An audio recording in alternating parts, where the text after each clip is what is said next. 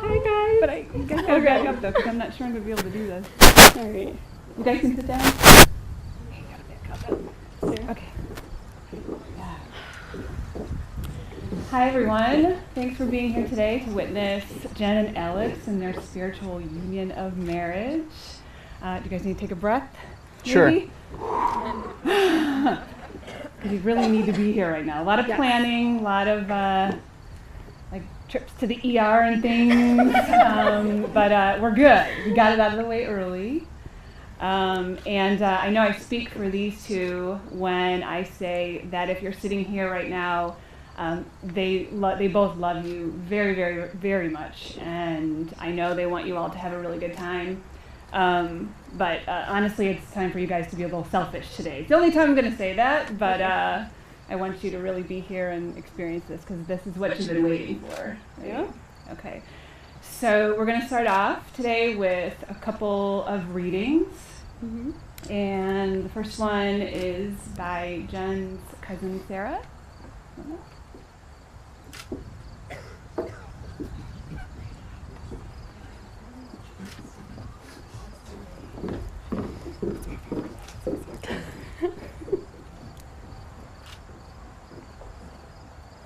The bride and groom would like to take a moment to recognize all who have passed and can only be here in spirit with us on this special day. Throughout life, there are little moments we cherish, which are the day-to-day memories we create. A wedding day is one of those big events.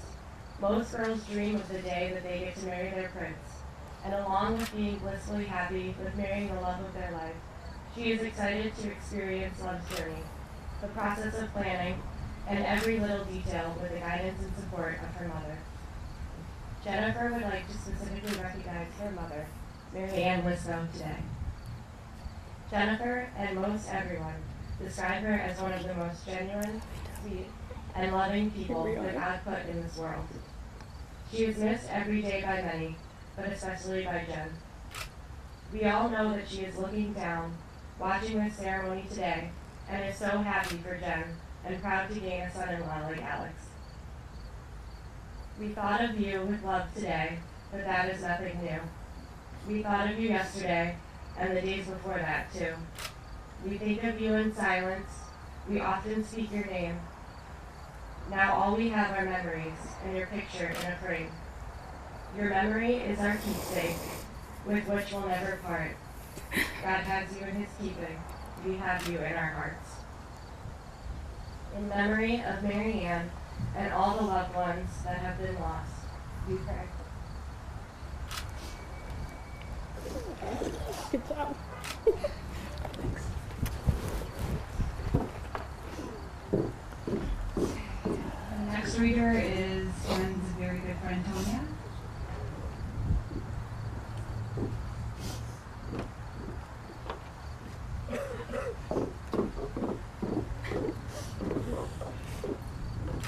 Fish Love, a reading by Rabbi Dr. Abraham Tversky.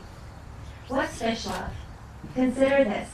A man is diving into his fish dinner with great satisfaction, thoroughly enjoying his heaping portion of succulent fresh fish.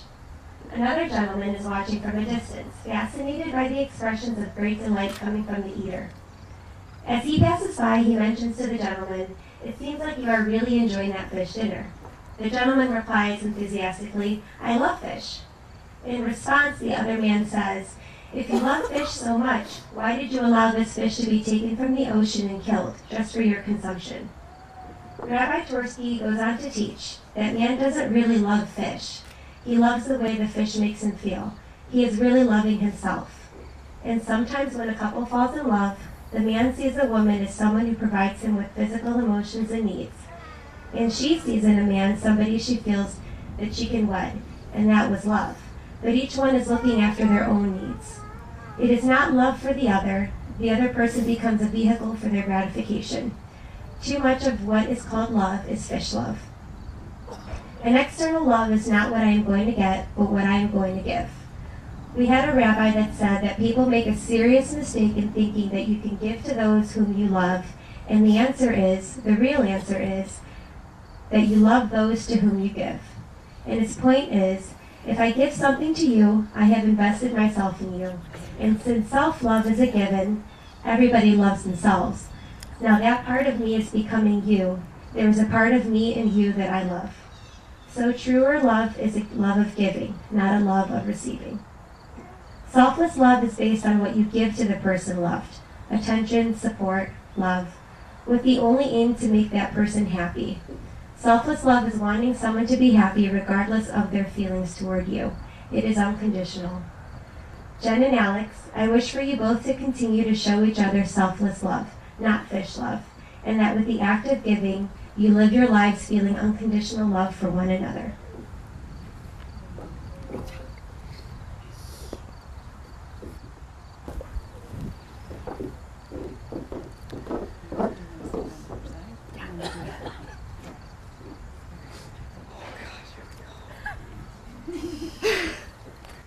Yeah. Okay. All right. Now, Jen and Alex are going to do their vows. Jen's going to go first. Okay. Can you hear me? Okay. First, I made it down the aisle. Okay, so probably the third week that Alex and I were dating, I decided I was going to tell him every flaw about me because I figured if he was going to put up with me, he should know about it then. So I'm sobbing and telling him all these things about me, and then he just goes, "Okay, are you ready to get out of the car now?" And it just put this calmness over me because it made me feel like he didn't care about those things, and he just loved me no matter what. So my vows are short and sweet. I'm just going to love you how you love me all the time, which is unconditionally no matter what. The end. I'm going to do this. Should I hold it for Alex? Hold it for you. No, Okay. It's not okay. We need to hear you. Okay. He has a paper. Yeah. I wrote mine down. Jen, you're my best friend. All right, one more time. Jen, you are my best friend. I love you with all my heart. I choose you and no other to spend the rest of my life with. I promise to laugh with you, cry with you, grow with you. I will respect you as a person, a partner, and an equal.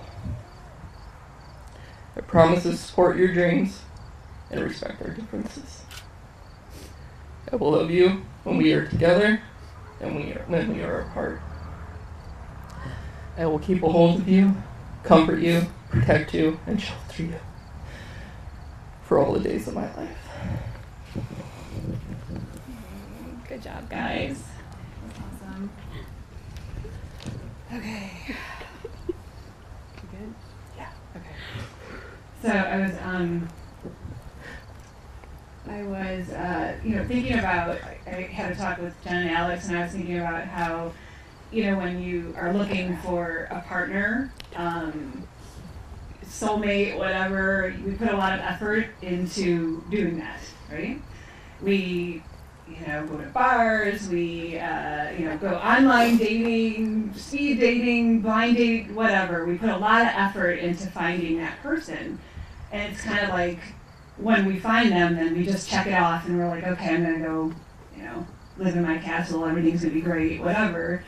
But it's not really like that. I mean, a lot of you know that when you finally meet that person, that's when the work actually begins. And I can tell you that these two people standing here really, truly know that. And I've gotten that not only am I blessed and have merited to be standing here doing this, but I've been blessed to have worked with them for the last few months.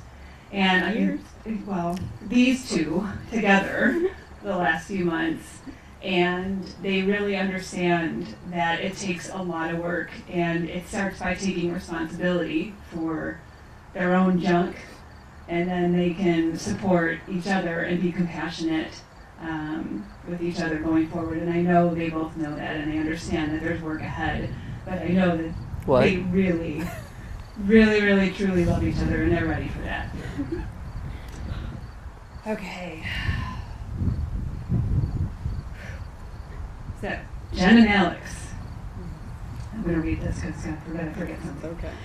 I remind you that marriage is a precious gift, a lifelong dedication to love, and a daily challenge to always be compassionate and love one another more fully and more freely. With this understanding, do you, Alex, take Jen to be your beloved wife? I do. I do. Okay. Wait for the microphone. Okay.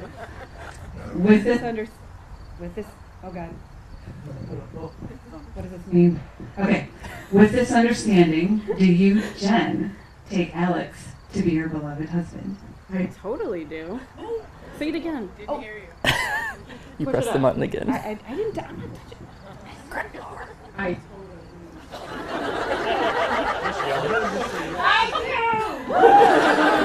Hey.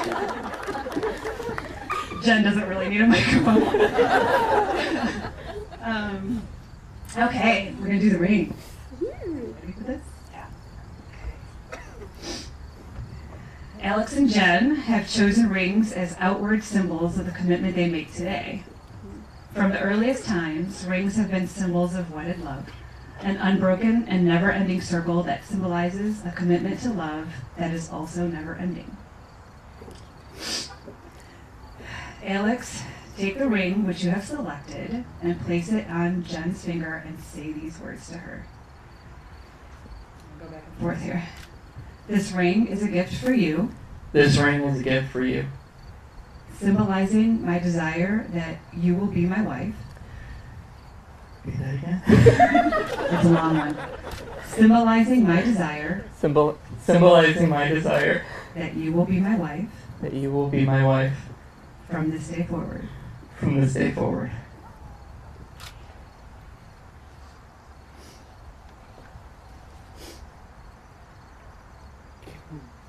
got it. Jen, take the ring for which you have selected and place it on Alex's finger and say these words to him.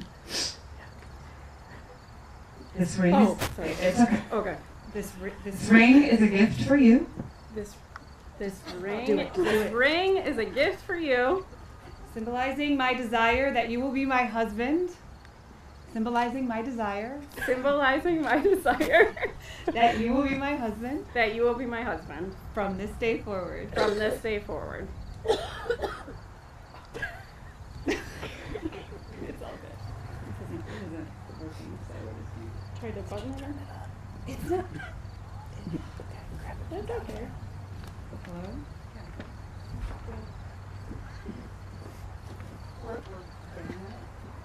Okay. Oh, man. Okay. That's okay. Okay. One last thing that we're going to do is the breaking of the glass. And it's in a pillowcase actually for, because it's safe, but because of Jen too. It's probably a really good idea. But anyway, we thought this was a really good way to end the ceremony. So when they do break the glass, you guys are welcome to cheer, congratulations, yay, whatever it is you want to do. But wait for them to break the glass. Okay. Everybody hear me okay? Okay. So we do this together. Yeah, but just watch her. Yeah. Okay. There are many cultures that break glass at the end of a ceremony, and it has different meanings based on belief systems and customs. Symbolically, the breaking of the glass reminds us of the fragile nature of life. The custom has also come to symbolize the shattering of the old and the beginning of the new. The breaking of the glass ensures the uniqueness of the moment that arises and passes away, and the letting go of the past and looking toward the future. May we all be mindful of the barriers that people create between one another, and hope that with the breaking of this glass, we will see a breaking down of the barriers between people and help create a world based on love, unity, peace, compassion, and human dignity. The breaking of the glass is irrevocable and permanent. So too, this marriage may this marriage last an infinite amount of time, as long as it would take to reassemble every last piece of glass. The breaking of the glass represents a turning point in your lives as you pledged your love today and made a new commitment to one another. This is a time when you turn from living your lives separate to creating a new family together. Whew. There you go, guys. Do it. Okay, I'm Ready? Just be careful, Jen.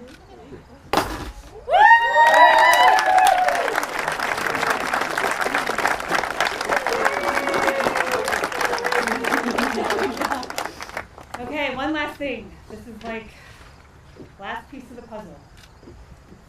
By the authority vested in me by American Marriage Ministries in the state of Ohio, I now pronounce you married.